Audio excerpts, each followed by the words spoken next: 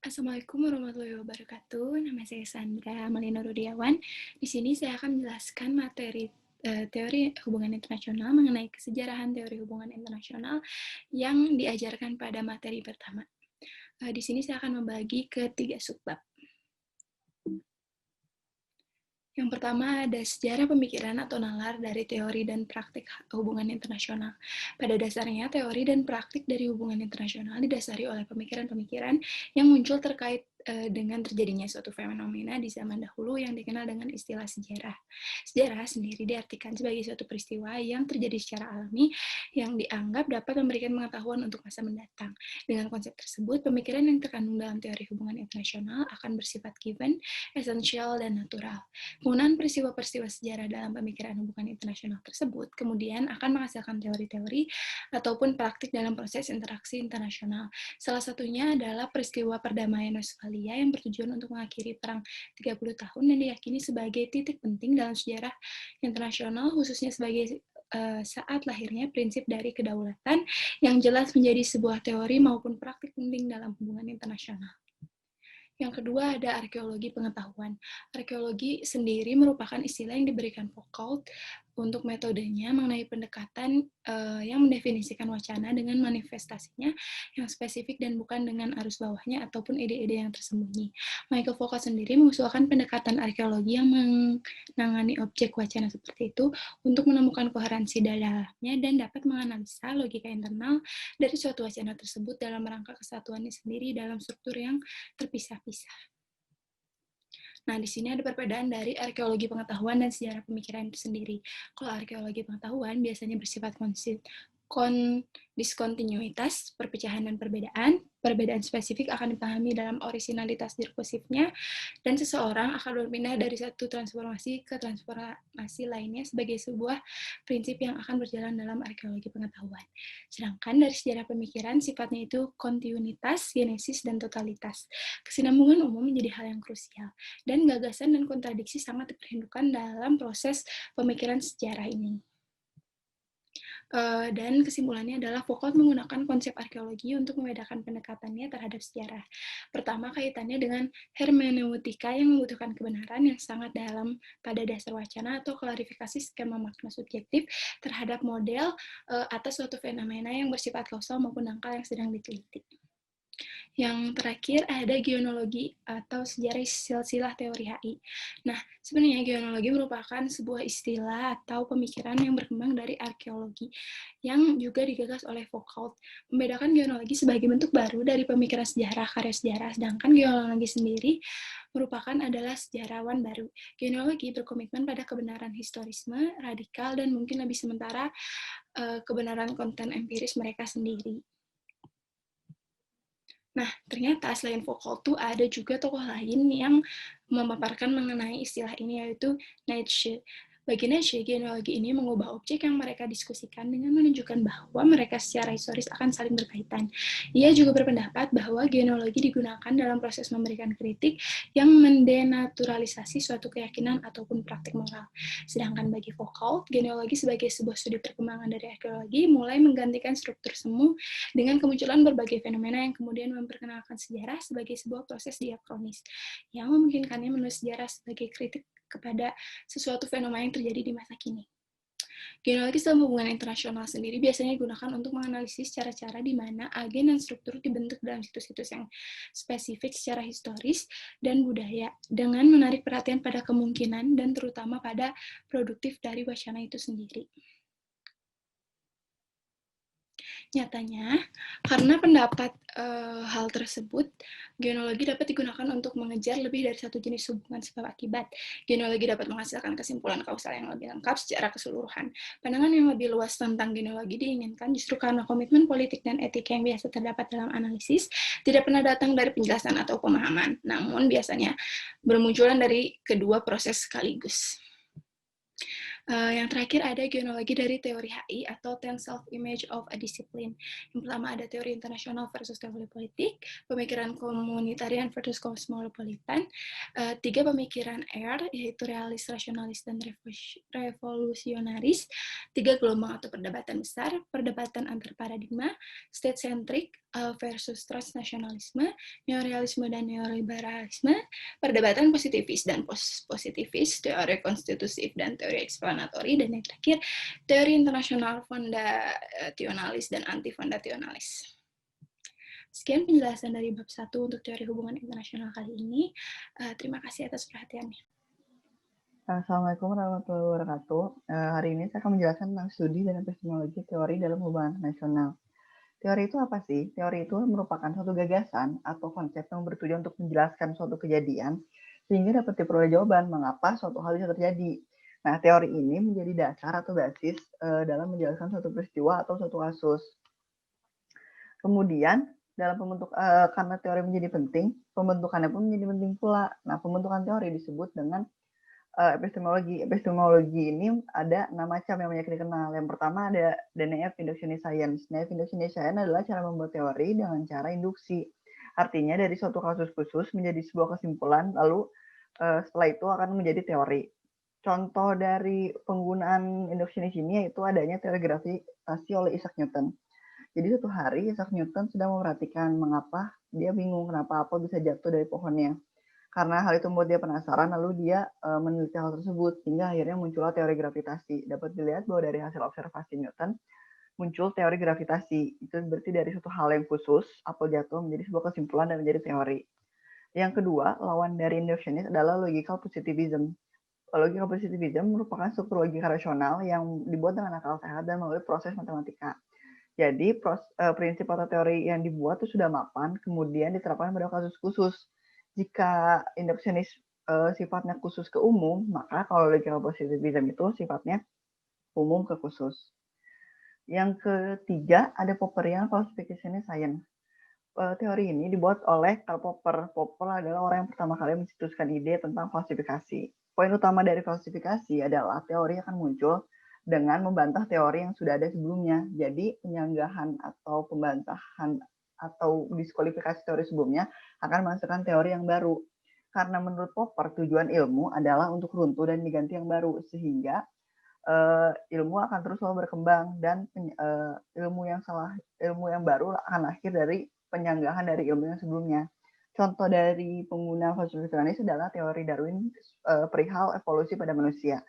Darwin mengatakan bahwa manusia berasal dari kera atau monyet yang kemudian berevolusi menjadi manusia seperti kita lihat sekarang.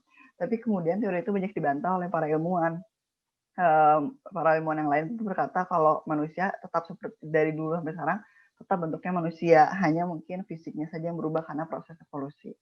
Yang keempat, ada Kuhnian paradigmatic science.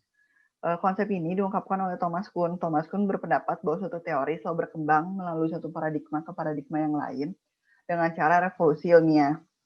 Jadi konsep paradigma ini dikatakan bahwa paradigma ini dikenal secara universal, di mana pada suatu masa paradigma akan menjadi jawaban bagi suatu pertanyaan.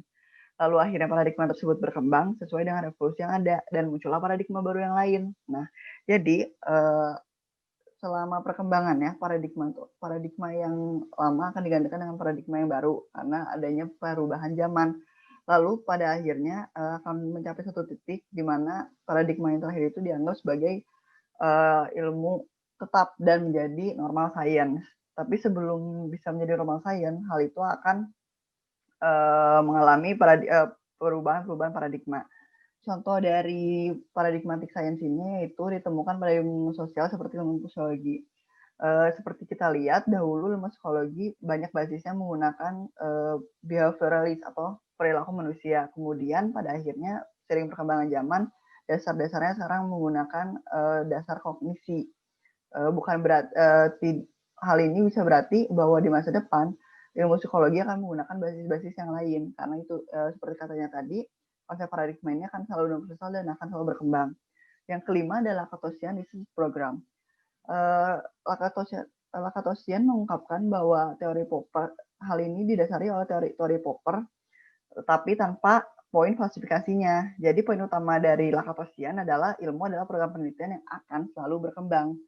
Lakatosian sendiri mengungkapkan bahwa ada komponen di dalam ilmu itu sendiri, yaitu ada inti keras atau hardcore dan hipotesis tambahan atau protective belt. Inti keras itu berada posisinya di tengah. Dia itu adalah berisi asumsi atau pertanyaan teoritis yang sifatnya tetap dan benar dan tidak bisa diubah.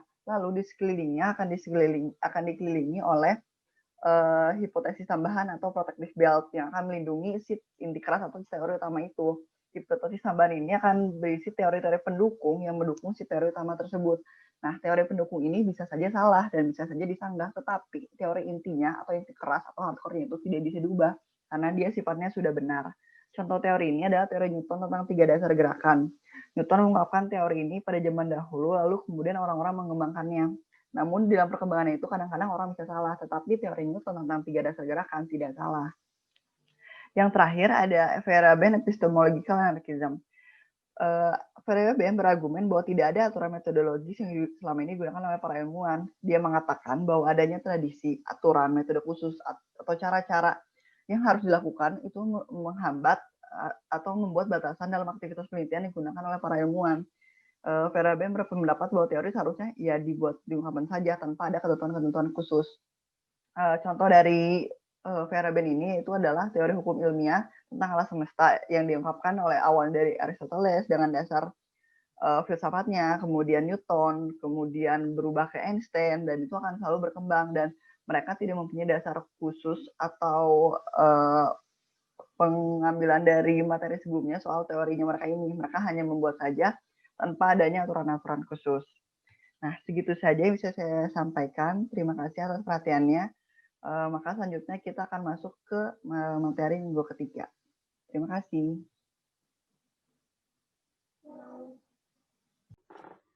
Assalamualaikum warahmatullahi wabarakatuh. Saya Dinda Farika. Di sini saya akan menjelaskan mengenai konsep dasar dari hubungan internasional.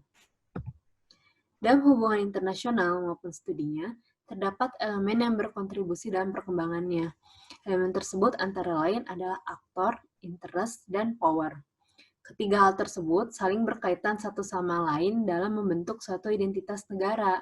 Sebelum sebuah negara dapat mewujudkan suatu identitas, maka setiap elemen tersebut perlu dikembangkan satu persatu.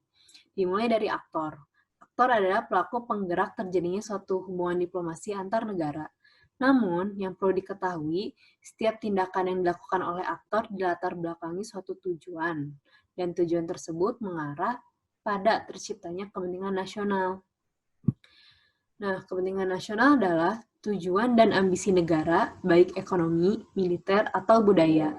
Menurut aliran arus utama dalam studi HI, konsep ini penting sebagai dasar bagi negara dalam melakukan hubungan internasional.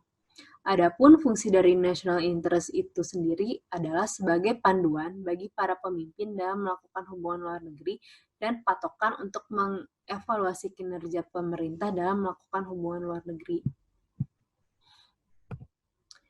Lalu di sini ada beberapa ahli yang memiliki pandangan berbeda dalam mendefinisikan arti kepentingan nasional. Yang pertama ada dari Hans J. Morgenthau yang berpendapat bahwa kepentingan nasional merupakan alat untuk mengejar kekuasaan. Karena melalui kekuasaan itulah suatu negara dapat dikontrol. Lebih spesifiknya, menurut beliau, konsep ini merupakan kemampuan negara untuk melindungi dan mempertahankan identitas fisik, politik, dan kultur dari gangguan negara lain. Selain Morgenthau, ada juga Oppenheim yang mengartikan kepentingan nasional sebagai tujuan kesejahteraan pemerintah nasional dalam level internasional. Hal tersebut mengindikasikan bahwa kepentingan nasional dari suatu negara adalah untuk menjaga otonomi politik dan integrasi nasionalnya demi keberlangsungan kesejahteraan masyarakat sampai ke tahap internasional.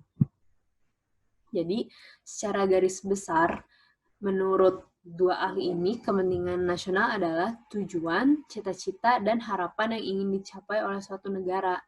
Untuk mencapai kepentingan nasional, suatu negara menetapkan kebijakan-kebijakan luar negeri untuk mengatur negara agar lebih terarah dalam mengadakan suatu hubungan internasional. Nah, kepentingan nasional dibagi menjadi beberapa kategori lagi, yaitu berdasarkan kepentingannya, sifat, dan cakupannya. Menurut kepentingannya, dapat diklasifikasikan menjadi dua, yaitu ada primary interest yang merupakan kepentingan utama yang mengatakan bahwa perlindungan identitas politik dan budaya suatu negara tidak dapat diganggu-gugat dan wajib bagi negara untuk memenuhi kepentingannya.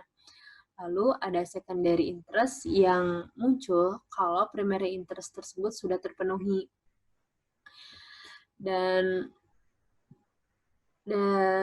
di sini ada juga menurut sifatnya. Sifat kepentingan nasional dibedakan menjadi dua, ada permanent interest, yaitu kepentingan yang bersifat konsisten dan berlaku jangka panjang. Lalu ada variable interest yang fleksibel terhadap kondisi negara manapun. Nah, sedangkan menurut cakupannya dibedakan menjadi dua, yaitu general interest yang mencakup dalam jumlah besar dan meliputi berbagai aspek, dan kedua ada specific interest yang merupakan pengembangan dari general, namun diaplikasikan dalam waktu dan tempat tertentu. Ada pula metode cara untuk mengamankan kepentingan nasional. Pertama ada diplomasi. Jadi para diplomat menjalin kontak dengan para pengambil keputusan untuk melakukan negosiasi guna mencapai tujuan dan sasaran yang diinginkan dari keputusan nasional bangsanya. Biasanya melalui akomodasi dan rekonsiliasi dan memberi dan menerima. Lalu yang kedua ada propaganda. Propaganda bisa disebut juga sebagai seni berjualan. Seperti apa yang Frankl bilang, kalau propaganda itu merupakan upaya sistematis untuk mempengaruhi pikiran, emosi, dan tindakan kelompok tertentu untuk tujuan publik tertentu. Ketiga, ada bantuan ekonomi. Jadi adanya gap yang lebar antara negara kaya dan miskin, jadi memberikan peluang besar bagi negara kaya untuk ngepromosiin kepentingannya. Biasanya itu melalui bantuan-bantuan. Jadi buat negara miskin ini sangat bergantungan. Dan keempat ada aliansi dan perjanjian. Dan terakhir ada cara koersif atau peran kekuasaan. Nah, hukum internasional juga sudah mengakui cara koersif ini bisa menjadi metode yang digunakan negara untuk memenuhi tujuan yang diinginkan. Biasanya bisa melalui boikot, embargo, atau pemutusan hubungan, dan lain-lain. Sekian penjelasan dari saya mengenai dasar dari hubungan internasional, dan terima kasih. Assalamualaikum warahmatullahi wabarakatuh. Perkenalkan, nama saya Faisal Ibrahim Rabbani dengan akhiran NPM 136. Di sini saya akan menjelaskan tentang materi pada minggu keempat dalam kuliah teori hubungan internasional. Kali ini kita akan membahas tentang power. Apa itu power? Power sendiri memiliki konsep yang susah untuk dipahami secara bersama sejak lama. Mereka mengalami kesusahan dalam menseragamkan kesepahaman tentang apa itu power, apa peranan power, apa sifat atau hakikat dari power, apa tujuan dari power, dan apa anggapan menggunakan power sebagai alat.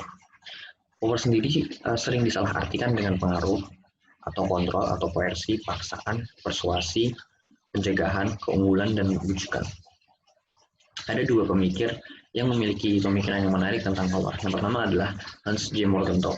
Dia mendefinisikan power sebagai suatu hubungan antara dua aktor politik, di mana aktor satu memiliki kemampuan untuk mengendalikan pikiran dan tindakan aktor yang lain. Sehingga menurut dia, untuk menciptakan serta mempertahankan pengendalian terhadap lawan main politiknya, dibutuhkan kekerasan fisik hingga hubungan psikologis. Kemudian ada Kenneth Walsh. Kenneth Walsh ini adalah seorang yang menjadi penyetus neorealis. Dia berpendapat bahwa perang dingin, seperti yang terjadi antara Amerika dan Uni Soviet, dengan sebagai negara yang berkekuatan besar dan memiliki perimbangan kekuatan, adalah satu hal yang dapat mendukung terjadinya perdamaian dunia, karena kedua kekuatan itu saling berimbang. Lalu lanjut, apa itu tujuan dari power? Power memiliki beberapa tujuan. Yang pertama adalah sebagai tujuan akhir yang ingin dicapai oleh aktor-aktor negara yang bersangkutan. Yang kedua, power memiliki tujuan sebagai refleksi kemenangan dalam konflik atau pencapaian keamanan. Kemudian tujuan dari power yang ketiga yaitu untuk menguasai sumber-sumber daya dan kapabilitas. Kemudian yang keempat, sebagai status yang dimiliki atau tidak dimiliki oleh suatu aktor. Pendekatan power dari sisi arkeologi ada dua. Yang pertama, dari sisi tradisional. Pendekatan tradisional ini memfokuskan kepada power yang tunggal, statis atau unidimensional, dan berorientasi kepada pemilikan. Pendekatan tradisional ini berawal dari abad ke-19.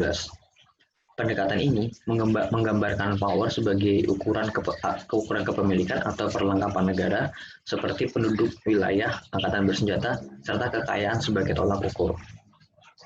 Kemudian pendekatan yang kedua yaitu pendekatan modern atau sering disebut sebagai relational power.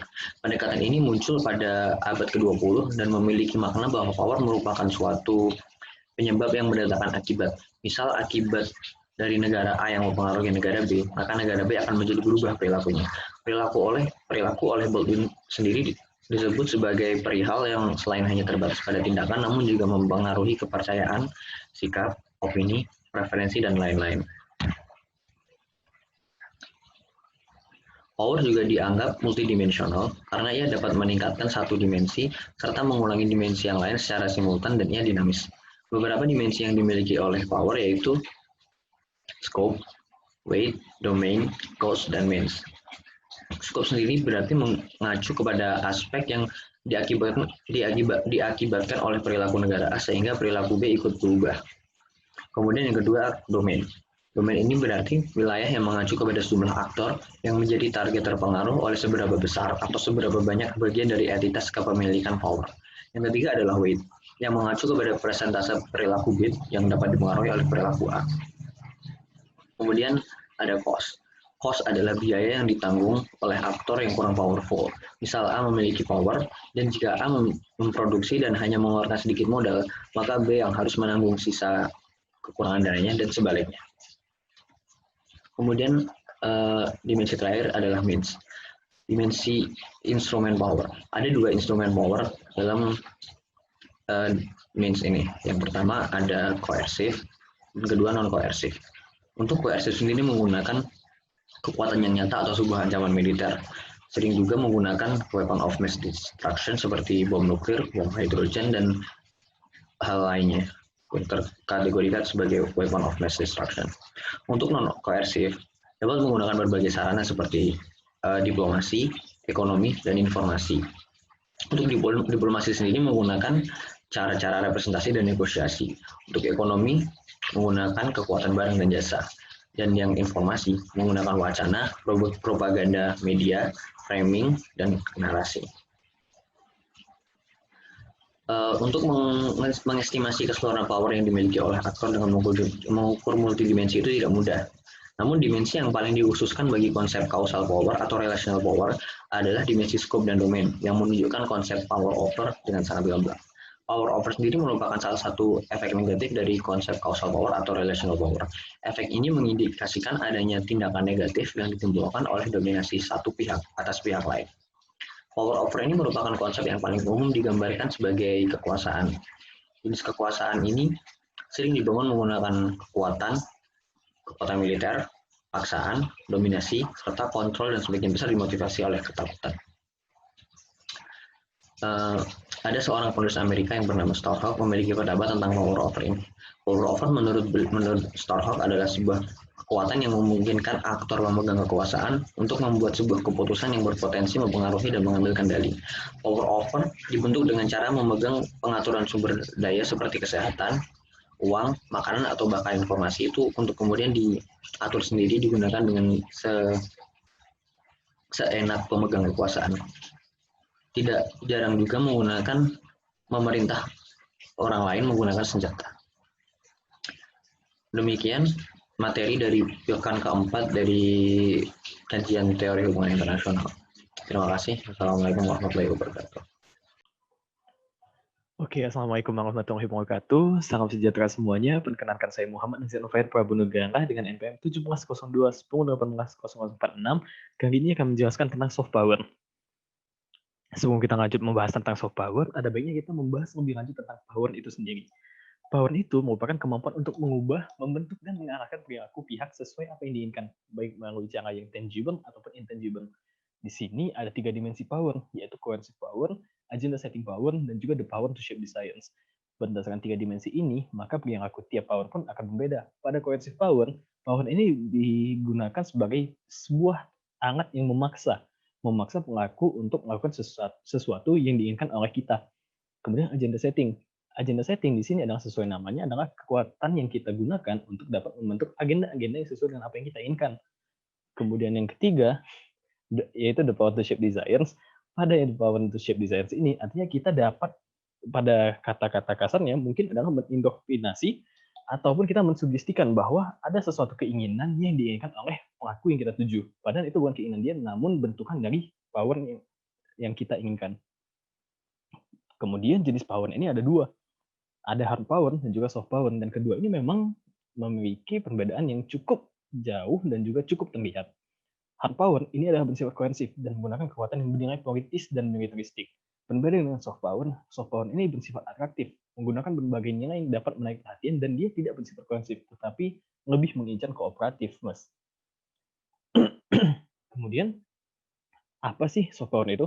Soft power itu merupakan jenis power atau kekuasaan yang bertujuan untuk memenangkan hati dan pikiran lawan agar subjek bersifat positif dan mau menerima masukan dari agen.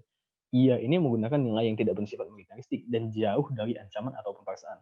Kekuasaan yang ditunjukkan tadi karena bukan ancaman, ia lebih menekankan attraction atau atraktif dan sesuatu yang dianggap menyenangkan. Sehingga segala sesuatu yang dikaitkan dengan soft power itu bisa dikatakan merupakan sesuatu yang bernilai baik ataupun positif. Sumber-sumber soft power itu ada 4 menurut Joseph Esnay, yaitu yang pertama adalah budaya, kedua nilai politik, 3 kebijakan luar negeri, dan keempat adalah personalitas kepemimpinan, yang kemudian akan dijelaskan lebih lanjut pada slide berikutnya. Budaya dalam soft power itu apa sih? Budaya itu memiliki 2 jenis dalam soft power, yaitu sebagai high culture dan juga pop culture. High culture ini diartikan sebagai budaya yang menarik perhatian bagi kaum masyarakat elit ataupun beberapa masyarakat saja, tidak dapat diterima oleh semua masyarakat begitu saja. Contohnya apa aja? Bahasa, artefak seni, literatur, ataupun budaya adat. Di sini memang ia menekankan kepada berbagai nilai-nilai budaya ataupun jenis-jenis budaya yang bersifat primordial atau dari manusia itu sendiri yang alamiah, yang natural. Kemudian ada bedanya nih dengan pop culture. Ketika high culture itu lebih menuju kepada perhatian masyarakat yang dikelompokkan, seperti masyarakat elit, maka pop culture ini merupakan budaya atau sesuatu yang dapat menghibur massa dan dapat mudah diterima dan dikenali. Contohnya apa? Seperti fashion, musik, film, dan hal lainnya yang dapat bisa diterima oleh halayak umum. Kemudian ada nih nilai politik dalam soft power.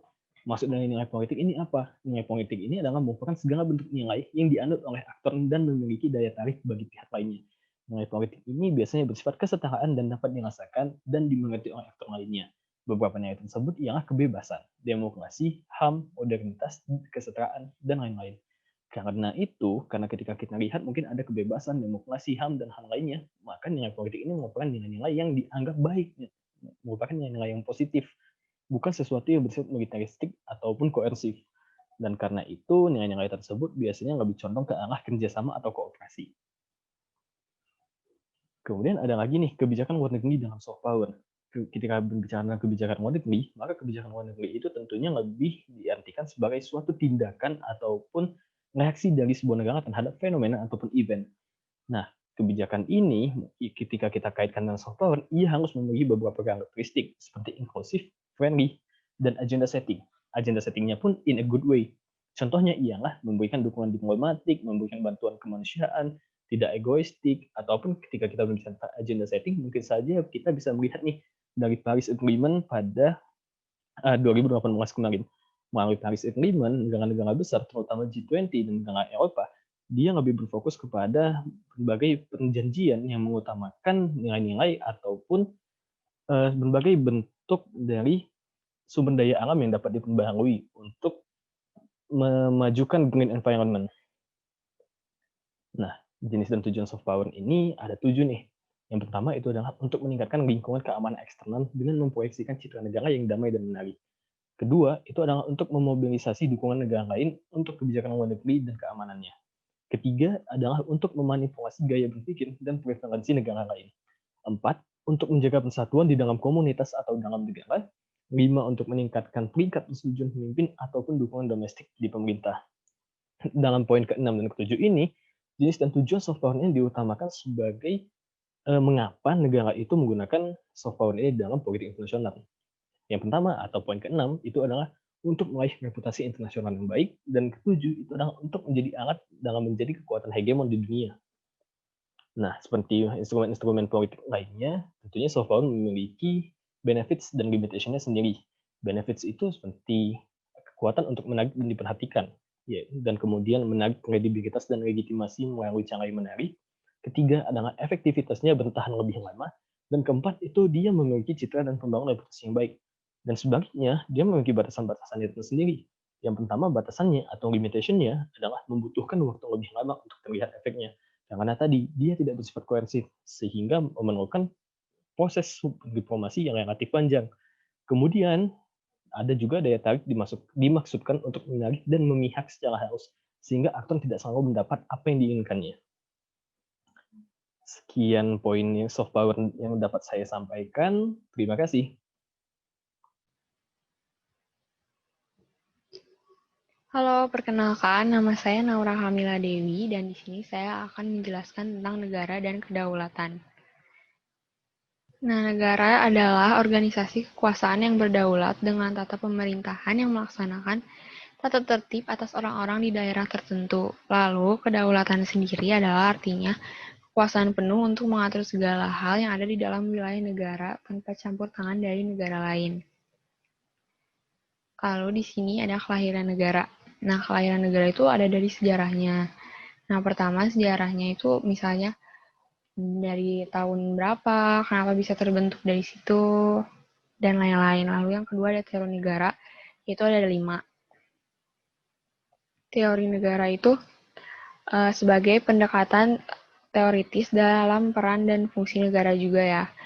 Nah, yang pertama itu ada negara liberal pluralis, ada negara sosial demokratis, analisis Marxis, analisis feminis, dan self-serving state. Nah, yang pertama yaitu liberal pluralis itu adalah ada ekonomi, pasar bebas, dan lain-lain. Lalu di sini individunya juga bersaing mendapat kekuasaan untuk mempengaruhi negara. Negaranya juga bersifat netral, bisa mengekang dan juga bisa mendukung. Negara juga terdiri dari banyak kelompok dan kepentingan. Negara bertindak untuk seluruh bangsanya. Lalu melindungi rakyatnya dari hak dan dalam penindasan. Jika negaranya menyalahgunakan kekuasaannya juga bisa jadi dipecat. Jadi di sini juga mempertahankan dari serangan eksternal juga. Lalu negara sosial demokratis, yaitu negara yang memiliki lebih besar dalam pengaruh dalam masyarakat untuk mengatasi masalah sosial. Alat mencapai keadilan sosialnya itu dengan membangun institusi untuk menjamin pendidikan dan kesehatan. Jadi di sini negaranya juga sangat bertanggung jawab.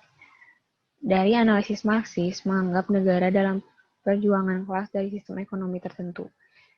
Lalu menentang kapitalis, bahkan saat negara menjadi penengah antar kapitalis dan pekerja, negara juga tetap bertujuan untuk menjaga dominasi kapitalis.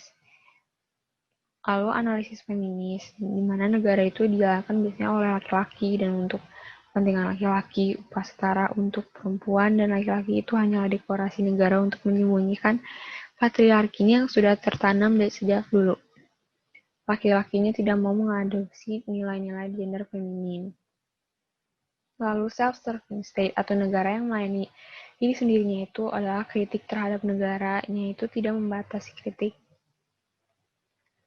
Lalu ada karakteristik utama dari negara, yaitu negara itu mempunyai kendali atas populasi yang bisa diidentifikasi, memiliki kendali atas wilayah geografis yang bisa diidentifikasi juga, memiliki umur panjang dibandingkan institusi sosial lainnya yang ada di negara, memiliki struktur hukum dan pemerintahan, juga adanya tanda kedaulatan di negaranya. Lalu kedaulatan negara itu dibagi menjadi 2, yaitu kedaulatan eksternal dan juga internal. Kedaulatan eksternal itu adalah kedaulatan yang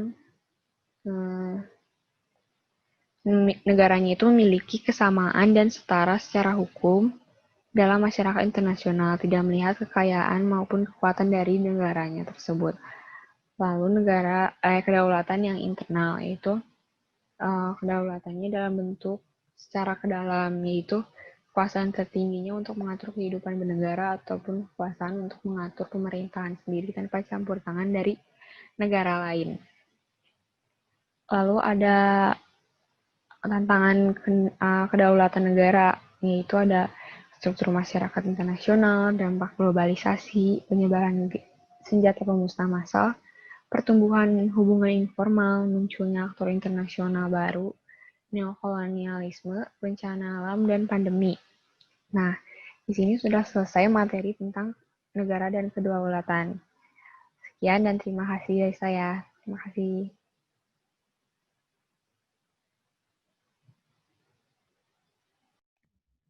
Halo, nama saya Agnes Tamara Silalahi dengan NPM akhir 101. Di sini saya akan menjelaskan mengenai materi ke-7, yaitu emosi dalam hubungan internasional.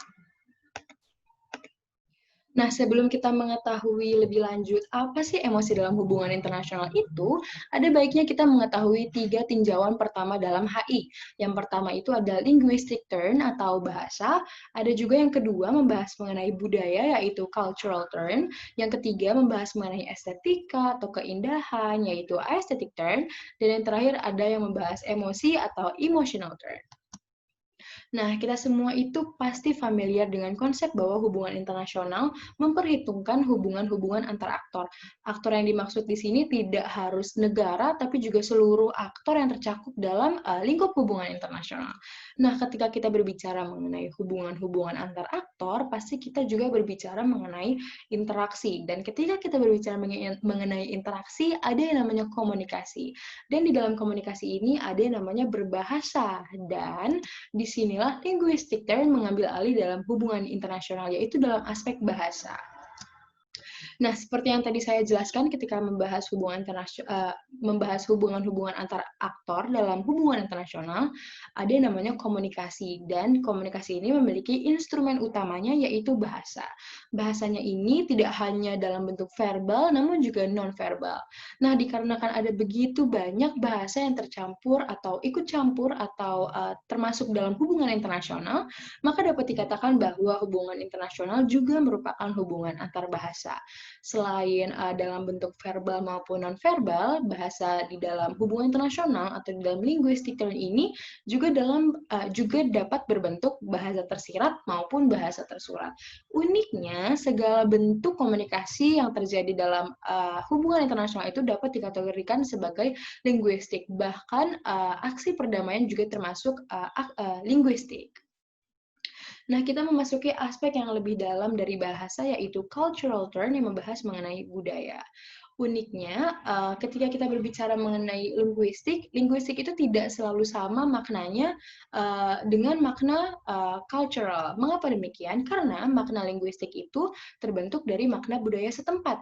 Jadi, linguistik yang ada di Eropa belum tentu sama dengan linguistik yang ada di Asia. Nah, dikarenakan ada begitu banyak budaya-budaya, dikarenakan aktor-aktor hubungan internasional itu kan pasti datang dari latar belakang yang berbeda-beda ya. Nah, makanya ada budaya banyak yang terlibat dalam hubungan internasional, sehingga dapat juga dikatakan bahwa HI itu juga merupakan hubungan antar budaya. Nah, kita membahas mengenai aesthetic turn nih. Ketika kita membahas mengenai aesthetic turn, itu pasti tercetus kata keindahan atau estetika. Nah, betul banget karena di aesthetic turn ini kita membahas mengenai kemenarikan dari aspek linguistik dan kultural, aspek-aspek yang sebelumnya sudah kita bahas. Nah, selain membahas mengenai kemenarikan aspek tersebut, aesthetic turn juga membantu kita mengemas bahasan supaya menarik. Nah, mengapa bahasan-bahasan yang kita ingin bawakan kepada pihak eksternal ini harus dikemas secara menarik?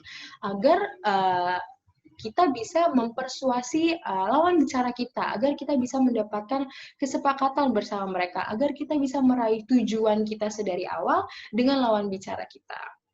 Nah, memasuki emotional turn atau aspek yang paling penting dari keempat tinjauan hubungan internasional.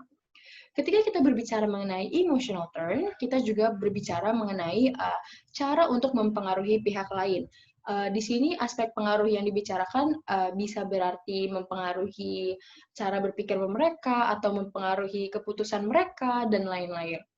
Nah, mengapa emotional turn ini dikategorikan sebagai aspek yang paling dalam atau yang paling penting dan yang paling konkret?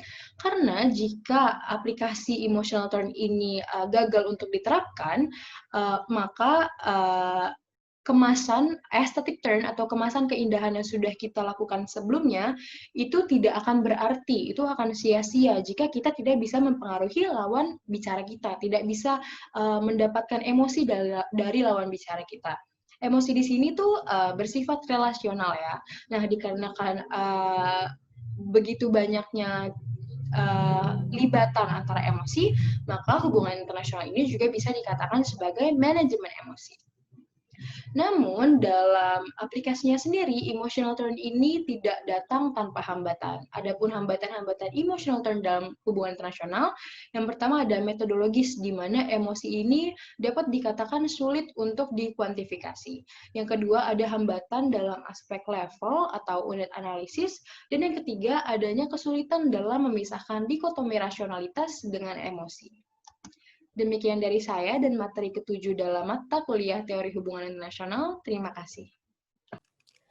Assalamualaikum warahmatullahi wabarakatuh. Saya Afifah Amelia Iskandar. Di sini akan menjelaskan mengenai nasionalisme dan postkolonialisme.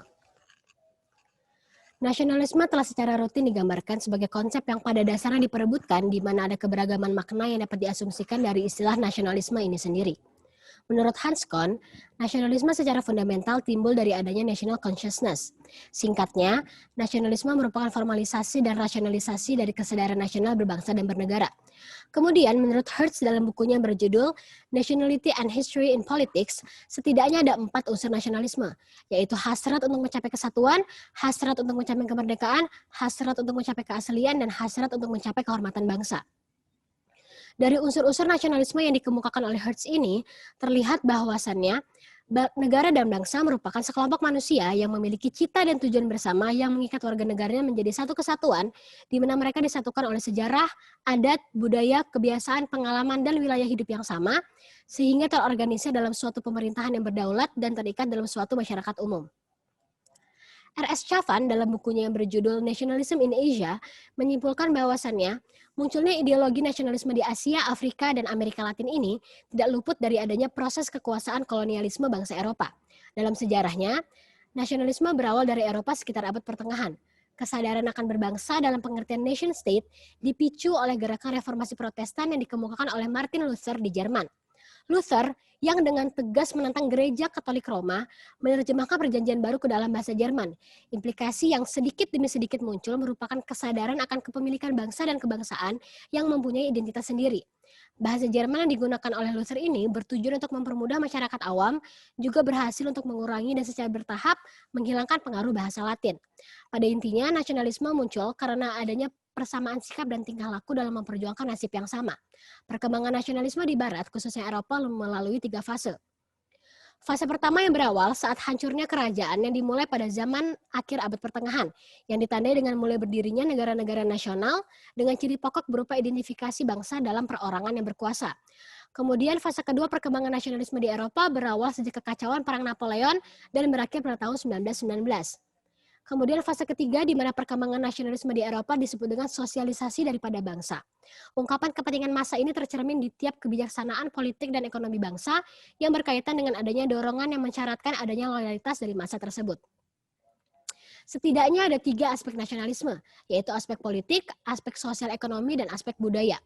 Aspek politik artinya bahwa nasionalisme bersifat menumbangkan dominasi politik imperialisme dan bertujuan untuk menghapus pemerintah kolonial. Aspek sosial ekonomi berarti bahwa nasionalisme bersifat menghilangkan kesenjangan sosial yang diciptakan oleh pemerintah kolonial dan bertujuan untuk menghentikan eksploitasi ekonomi. Kemudian aspek budaya yang artinya bahwasannya nasionalisme bersifat menghilangkan pengaruh kebudayaan asing yang buruk dan memiliki tujuan untuk menghidupkan kebudayaan yang mencerminkan harga diri bangsa setara dengan bangsa lainnya. Negara-negara menerapkan beragam bentuk nasionalisme. Adapun beberapa bentuk nasionalisme itu adalah nasionalisme kewarganegaraan, nasionalisme etnis, nasionalisme budaya, nasionalisme romantik atau organik atau identitas, nasionalisme kenegaraan, dan nasionalisme agama. Dalam mempelajari dan mendalami ilmu hubungan internasional, pasti tidak terlepas dari adanya pengaruh dan peran aktor negara. Nasionalisme dalam HI setidaknya memiliki 2 peran. yaitu sebagai ideologi dan sebagai pergerakan. Nasionalisme sebagai ideologi artinya prinsip-prinsip moral dan norma yang ada harus seiring dengan negara. Nasionalisme sebagai ideologi ini juga menjunjung pentingnya determination of communities, yaitu hak untuk bebas dalam memilih kedaulatan politik apapun tanpa adanya tekanan dari pihak manapun. Lalu nasionalisme sebagai pergerakan, di mana artinya self-determination suatu komunitas tersebut untuk mewujudkan nasibnya sendiri. Sebagai contoh keinginan Indonesia agar dapat merdeka dan merubah status negara terjajah menjadi negara independen. Dengan nasionalisme yang merupakan hal penting dalam ilmu HI, setidaknya ada 3 elemen penting dari nasionalisme, yaitu nasionalisme memberikan suatu rangkaian nilai baru, kemudian nasionalisme sebagai komponen yang esensial, dan nasionalisme menyediakan pendorong yang kuat untuk menggambarkan peta internasional. Berbicara mengenai kolonialisme, dekolonialisme, dan postkolonialisme pasti mempunyai keterkaitan dengan nasionalisme. Secara definisi, kolonialisme berhubungan dengan pemahaman mengenai penguasaan suatu wilayah oleh pihak tertentu yang bertujuan untuk memperluas teritorinya sekaligus untuk menguasai sumber daya yang ada. Melalui praktik-praktik kolonialisme, kesadaran akan nasionalisme kemudian mulai tumbuh dalam masyarakat seiring dengan hadirnya praktik kekerasan, penekanan, dan tidak sewenang-wenang yang dilakukan oleh pemerintah kolonial. Pada periode kolonialisme ini, konsep dasar dari nasionalisme dapat dipahami sebagai sebuah keinginan bagi negara-negara untuk memiliki kontrol atas wilayahnya sendiri dan mencoba untuk menguasai wilayah teritori milik pihak lain. Kemudian pasca Perang Dunia II, lahirlah masa dekolonialisasi yang ditandai dengan banyaknya wilayah-wilayah koloni yang berhasil meraih kemerdekaannya masing-masing sebagai negara yang berdaulat. Konsep dekolonialisasi sendiri dapat dipahami sebagai proses pembebasan daerah penduduk oleh negara kolonial. Proses dekolonialisasi ini telah meningkatkan rasa nasionalisme dalam masyarakat, khususnya lagi bagi mereka yang terjajah karena ada kebanggaan tersendiri bagi mereka yang telah berhasil melawan kekuatan bangsa kolonial. Meskipun masa dekolonialisasi telah lewat, pada kenyataannya praktik-praktik kolonial masih dapat ditemukan dengan beragam metode yang berbeda. Masa ini disebut dengan postkolonialisme. Banyak ahli yang menyatakan bahwasannya postkolonialisme bukanlah akhir dari masa kolonialisme, melainkan merupakan awal dari bentuk-bentuk kolonialisme yang baru. Keberlanjutan praktik kolonial di masa postkolonial ini tidak lagi dilakukan secara fisik, namun melalui cara-cara psikologis. Berbicara mengenai nasionalisme dalam perspektif postkolonialisme, dengan kolonialisme yang telah berlangsung lebih dari 3 abad lamanya telah mengakibatkan banyak sekali perubahan-perubahan mendasar pada garis-garis kultural terjajah. Dominasi budaya yang telah berlangsung dalam waktu yang lama telah menghilangkan kekhasan lokal, juga telah memupuk metal Eropa sentris. Bahkan meskipun kolonialisme telah usai, namun penjajahan pikiran dan budaya masih kian berlangsung. Penjajahan pikiran merupakan senjata utama kalangan penjajah untuk membuat bangsa terjajah tunduk dalam kekuasaan. Dalam lensa para pengkaji postkolonial, orang-orang terjajah ini akan terus dimarginalkan, diasingkan, dan dikendalikan oleh kaum imperialis penjajah. Dengan dekonstruksi, postkolonialisme menjadi kritik atas kerangka pikiran Barat yang superior, maju, dan mapan terhadap dunia non-Barat yang cenderung diasumsikan terbelakang sehingga harus diarahkan, dicerahkan, dan dituntut melalui standarisasi humanisme Barat. Upaya pembaratan ini dilakukan secara lembut, mulai dari kurikulum pendidikan di sekolah-sekolah dasar hingga narasi ekonomi politik global internasional oleh imperialisme. Sekian penjelasan saya mengenai nasionalisme dan postkolonialisme. Terima kasih dan wassalamualaikum warahmatullahi wabarakatuh. Baik, dengan berakhirnya sesi presentasi tadi, maka menutup pula video rangkuman kami mengenai pertemuan 1 hingga 8 dalam mata kuliah Teori Hubungan Internasional. Semoga apa yang kami sampaikan ini bermanfaat dan kami minta maaf jika ada kesalahan ataupun kekurangan lainnya. Terima kasih.